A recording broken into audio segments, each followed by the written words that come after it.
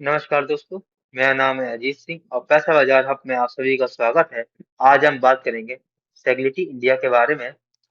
तो सबसे पहले स्टॉक परफॉर्मेंस के बारे में जानेंगे, फिर Q2 की परफॉर्मेंस कैसी रही, फाइनेंशियल मैट्रिक्स एंड परफॉर्मेंस देखेंगे, ग्रोथ और गाइडेंस देखेंगे कंपनी की, फिर वैल्यूएशन की बात करेंगे, स्टॉक महंगा है फिर सस्ता है।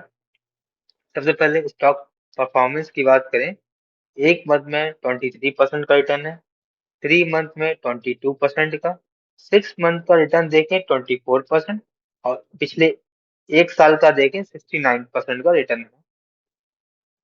Q2 की परफॉर्मेंस की बात करें तो रेवेन्यू 8% ग्रो हुआ है ईयर ऑन ईयर बेसिस पे।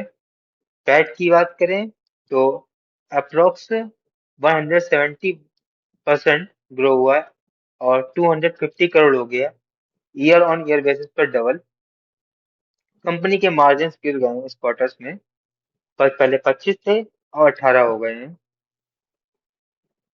कंपनी के मार्केट मैट्रिक्स की मैट्रिक्स देखेंगे तो मार्केट कैप है कंपनी की 25,532, प्राइस है स्टॉक का 54, जो कि पिछले एक दो दिन का है, जो कि वीडियो लेट हो गई। 52 वीक हाई की बात करें तो 57.4 है और लो की बात करें 27 है। वैल्यूएशन देखें तो 31.9 का है। PB ratio price to book value 2.9 का है, जो इंडिकेट कर रहा है कि स्टॉक एक्सपेंसिव है। बुक वैल्यू 19 है, डिविडेंड यील्ड 0 है, return on capital employed 9.6, return on equity 7.4। अब हम फाइनेंशियल परफॉर्मेंस देखेंगे। 2022 से 2025 की सेल्स देखें तो 2022 में सेल्स थी 923 करोड़, जो कि अब 2025 में हो गई है 5570 करोड़, जो स्ट्रॉन्ग ग्रोथ दिखाई गई है। ऑपरेटिंग प्रॉफिट 2022 में था 193 करोड़, जो कि अब 2025 में हो गया 1307 करोड़। कंपनी 2022 में लॉस में थी, जो कि अब प्रॉफिट में आ गई है 2025 में 539 करोड़ का। ईपीएस है करंट सॉरी प्रीवियस ईयर में 1.15 का, मतलब 1.5 रुपए, सॉरी ₹1.25 पर शेयर होल्डर। कंपनी की प्रॉफिटेबिलिटी और गाइडेंस क्या है?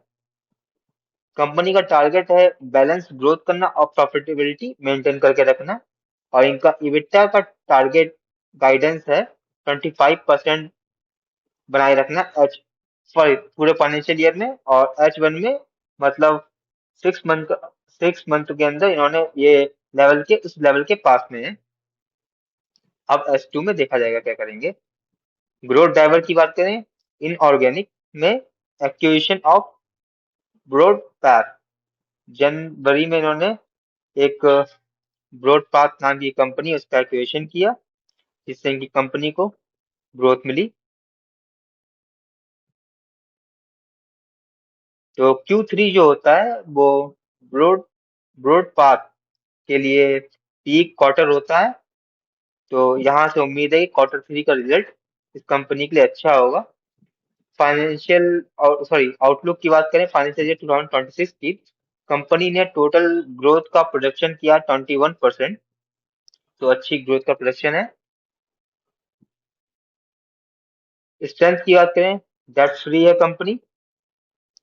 अगर हम वीकनेस देखें, हाई वैल्यूएशन है क्योंकि stock 2.19 PB price to book value के ट्रेड कर रहा है, कोई डिविडेंड पे आउट नहीं करती है, और लो एवरेज है रिटर्न ऑन इक्विटी का। अगर लास्ट 3 साल का देखें तो 4.9% सीएजीआर से ग्रोथ हुई है। शेयर होल्डिंग पैटर्न देखें तो प्रोमोटर्स डाउन ट्रेंड में है, 89 पॉइंट सॉरी 82.39 थे, जो कि अब हो गए हैं प्रेजेंट क्वार्टर में 67.39%। फाइनेंशियल इंस्टीट्यूट ने इंक्रीज किया है और अपना स्टेक 5.6 कर लिया है। डोमेस्टिक इंस्टीट्यूशंस घटे हैं, लेकिन अब इनका स्टेक 14.9 है। पब्लिक होल्डिंग बढ़ी है और हो गया उनका स्टेक 12.5%। अब हम वैल्यूएशन देखें तो थोड़ा सा ओवर वैल्यूड स्टॉक है। पी रेशियो 33 पर ट्रेड कर रहा है। अगर हम देखें रिटर्न ऑन इक्विटी तो 7% है, रिटर्न ऑन कैपिटल एम्प्लॉयड 9% है, तो ये बहुत लो है। और प्राइस टू बुक वैल्यू देखें तो वो 2.9 है। ये भी थोड़ा इंडिकेट कर रहा है स्टॉक थोड़ा एक्सपेंसिव है। करंट प्राइस जस्टिफाई नहीं कर रहा है अच्छे रिटर्न को। अगर कंपनी को फेयर वैल्यूएशन चाहिए तो अपनी ग्रोथ को थोड़ा बढ़ाना पड़ेगा और अच्छे रिजल्ट देने पड़ेंगे अपने शेयर होल्डर्स को। तो ये वीडियो सिर्फ एजुकेशनल पर्पस के लिए था, कोई भी बाय सेल की रिकमेंडेशन नहीं है। अगर आप किसी स्टॉक के बारे में जानना चाहते हैं तो फिर उसका नाम हमें कमेंट सेक्शन में बता सकते हैं, ताकि नेक्स्ट टाइम हम जब वीडियो बनाएं तो उस स्टॉक को कवर करें। Thank you.